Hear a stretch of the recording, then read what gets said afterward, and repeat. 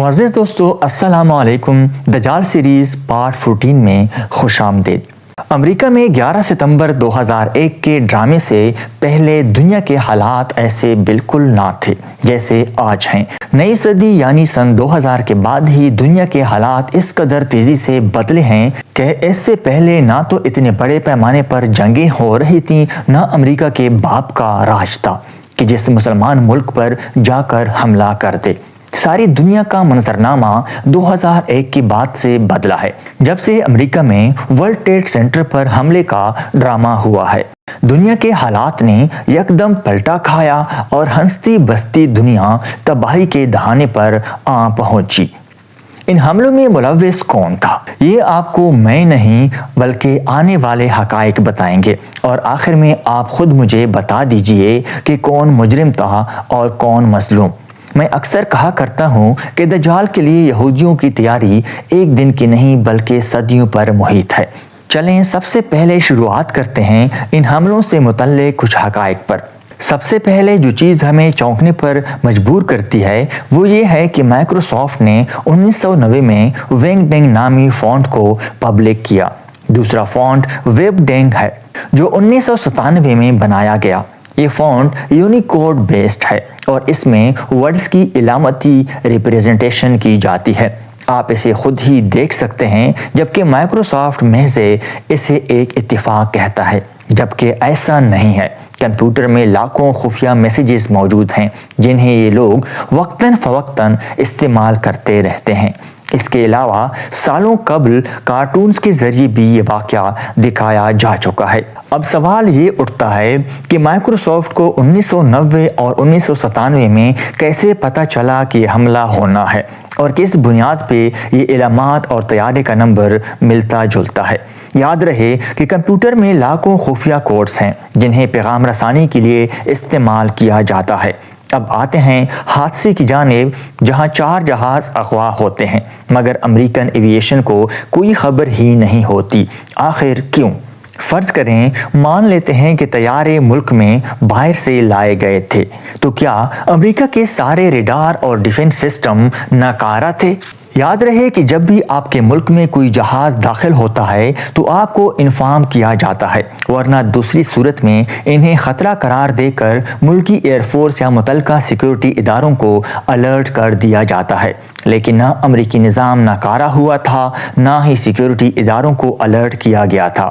फिर यहाँ 2 ही सवाल उठते हैं कि या तो अमरीकी इदारे नाकाम थे या फिर अमरीका खुद इसमें मुलव्विस था। सारी बिल्डिंग इंतहाई मजबूत और बेहतरीन किस्म के स्टील से बनी हुई थी, जिसका फ़ौरन पिघलकर इमारत को खाक कर देना सिर्फ 1 या 2 जहाज़ से मुमकिन ही ना था। ये कैसे हो सकता है कि एक जहाज़ जाके ऊपरी हिस्से में लगता है और बिल्डिंग नीचे से ही गिर जाती है? ये वो बिल्डिंग थी जिसके बनाने वालों का दावा था कि इस बिल्डिंग को इतना लचकदार बनाया गया है कि अगर तूफ़ान नूह भी आएगा तो ये बिल्डिंग एक जानिब को झुक जाएगी मगर तबाह नहीं होगी।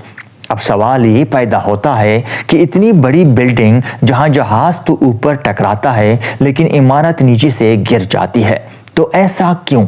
इसकी वजह यह है कि वर्ल्ड ट्रेड सेंटर की इमारत की बुनियादों में लगे बड़े बड़े पिलर्स को धमाका खेज मवाद से उड़ाया गया था जब इसका काड़ कबाड़ उठाया जा रहा था। जिन जिन पिलर्स पे डिटोनेटर्स लगाए गए थे वो सारे पिलर्स भी नुमाया हो गए थे और इन पे लगे निशानात भी वाज़ेह नज़र आ रहे थे। अब यहाँ पर ऐसा क्या किया गया कि इतनी बड़ी इमारत आनन फानन नीचे आ गिरी? तो याद रहे कि यहाँ तरमाइट नामी आतिशगीर मवाद इस्तेमाल किया गया था जिसका दर्जे हरारत आग लगने पर 2000 से 2500 डिग्री सेंटीग्रेड तक जा पहुँचता है, और ये दर्जे हरारत किसी भी मजबूत से मजबूत लोहे और स्टील को चंद ही सेकंड में पानी की तरह पिघला सकता है। वर्ल्ड ट्रेड सेंटर में इस्तेमाल होने वाले स्टील का मेल्टिंग पॉइंट 2600 से 2750 डिग्री सेंटीग्रेड तक था। اس حادثہ کی ویڈیو غور سے دیکھیں تو آپ کو محسوس ہوگا کہ جہاز کے ٹکرانے کے چند سیکنڈ بعد ہی نیچے کے حصے سے دھواں نکلنا شروع ہو چکا تھا۔ ایک حیرت انگیز بات ذہن میں یہ آتی ہے کہ اگر یہ ٹاور گرتے تو کسی ایک سائٹ پہ گرتے، مگر ایسا کیوں ہوا کہ یہ ٹاور نیچے کسی ایک گرنے کی بجائے باقی پوری بلڈنگ کو کچلتے ہوئے بالکل سیدھی ہی نیچے آئی؟ یہ کیسے ممکن ہے کہ عمارت گرنے کی بجائے بیٹھ گئی؟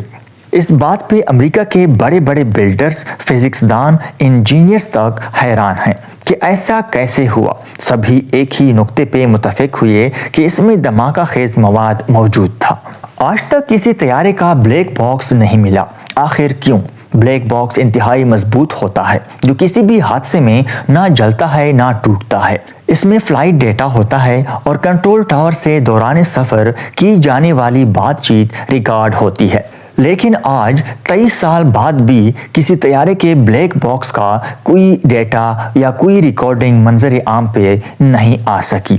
اگر طیارے افغانستان یا کسی بھی دوسرے ملک کے ہوتے یا اغوا کیے گئے ہوتے تو ریکارڈنگ منظر عام پہ ضرور آتی، لیکن کہاں ہے وہ ریکارڈنگ؟ کیونکہ اگر بلیک باکس سامنے آتے اور ریکارڈنگ مل جاتی یا ڈیٹا مل جاتا کہ جہاز کہاں سے آ رہے تھے، یا جب کنٹرول ٹاور نے اغوا شدہ طیاروں سے رابطہ کیا تو جواب نہ ملنے پر کیا اقدامات کیے گئے؟ انہیں روکا کیوں نہیں کیا؟ تو CIA کے پاس اس بات کو ماننے کے سوا کوئی چارہ نہ رہتا کہ یہ انسائیڈ جاب تھی۔ 9/11 کے دن ورلڈ ٹریڈ سینٹر کی بلڈنگ میں ایک بھی یہودی موجود نہیں تھا، حالانکہ یہاں 3000 کے لگ بھگ یہودی کام کرتے تھے۔ اس دن انہیں مذہبی تہوار کے نام پر چھٹی دی گئی تھی، اور دلچسپ بات یہ ہے کہ اس تاریخ کو یہودیوں کا کوئی بھی مذہبی تہوار نہیں ہوتا، تو اسی دن ہی یہ حملہ کیوں کیا گیا کہ جب کوئی بھی یہودی موجود نہیں تھا؟ اس وقت کے صدر جارج بش خود کئی بار اس بات کا ذکر کر چکے کہ اس کا خدا یعنی دجال خود اسے ہدایت دیتا ہے۔ خیر، 9/11 کی ایک بڑی حیرت انگیز بات یہ بھی تھی کہ صدر بش کے ملازمین کہتے ہیں کہ صدر بش کبھی اتنے جلدی نہیں اٹھے، اور اکثر تو دن کے 12 بجے اٹھتے ہیں۔ لیکن 9/11 کے دن ہم حیران رہ گئے کہ صدر بش نہ صرف تیار ہو چکا تھا بلکہ صبح ہی ایک اسکول کے دورے پر روانہ ہو گیا، جہاں وہ صبح سے ہی پریشان نظر آ رہا تھا۔ زمین بوس ہونے والی عمارت کا ملبہ تقریباً 14 لاکھ ٹن سے زیادہ تھا۔ آخر وہ سارا ملبہ چند ہی دنوں میں اور اتنی جلدی میں کیوں اٹھایا گیا؟